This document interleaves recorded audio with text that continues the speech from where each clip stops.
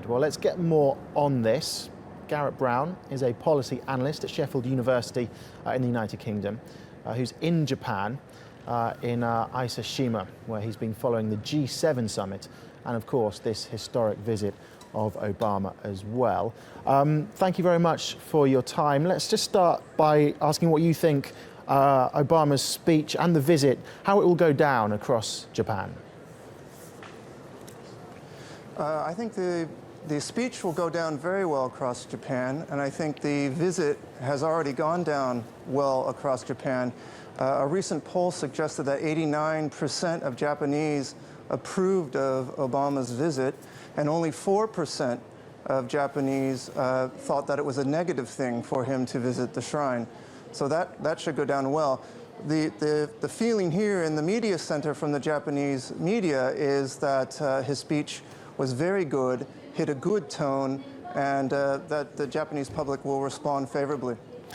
What's the ongoing impact of what happened 71 years ago across Japan?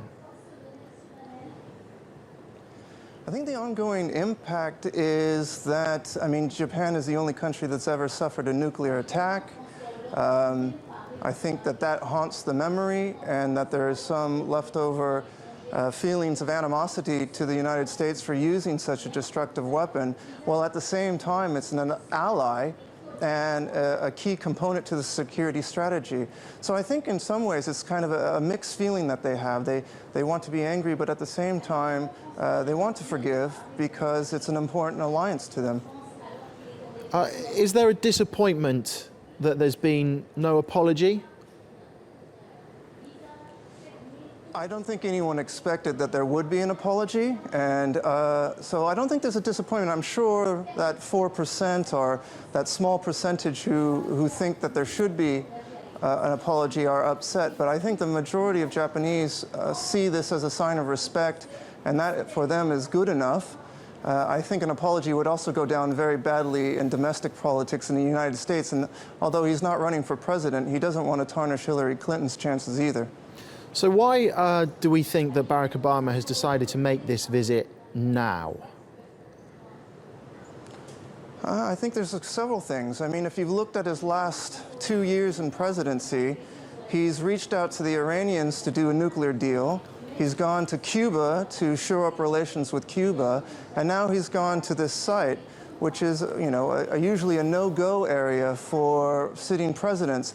But I think it says two messages. One is he wants to reach out to different groups and bring people together, and the other one is it's part of his anti-nuclear legacy. He's from his very start of his presidency, he's been wanting to limit nuclear weapons. He's done deals with the Russians, he's done deals with the Iranians, and now it's his chance to make a more symbolic statement about peace. Well, let's explore his nuclear legacy a little bit more. In 2009, he gave a speech saying that he did want to, perhaps not ultimately rid the world of nuclear weapons, but certainly decrease the numbers of them and decrease the threat that they pose. How would you assess his legacy in that field?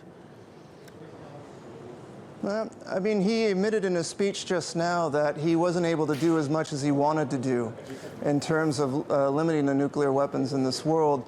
But he asked us to look back into the eye of history in order to look forward and know not what to do again. And I think by doing that, he's sending his last message, because he probably won't be able to get anything else done during his presidency, that nuclear weapons pose a threat, they're highly destructive. He was able to make some traction with the Iranian deal and with the Russians, but he certainly admitted that he didn't do enough. So I think it's a mixed, you know, he has a mixed record on it, but you know, no president gets everything they want. Just very quickly, why has he found it so difficult? Why has he been unable to restrict the number in the way that he wanted? What difficulties has he faced? Well, I mean, I think there's a lot of geopolitical reasons. I mean, the tensions with Russia, the fact that India and Pakistan are not getting any closer to getting rid of their weapons for security reasons. North Korea is ramping them up. And then with the Iranians destabilizing the geopolitical situation in the Middle East, you know, people see nuclear weapons as a safeguard. And so it's hard to break that mentality. And then again, in his speech just now, he said, you know, this is a tough mentality to break. We are used to relying on these things. But we need to look forward and realize that they're terribly destructive and they can cause a lot of harm.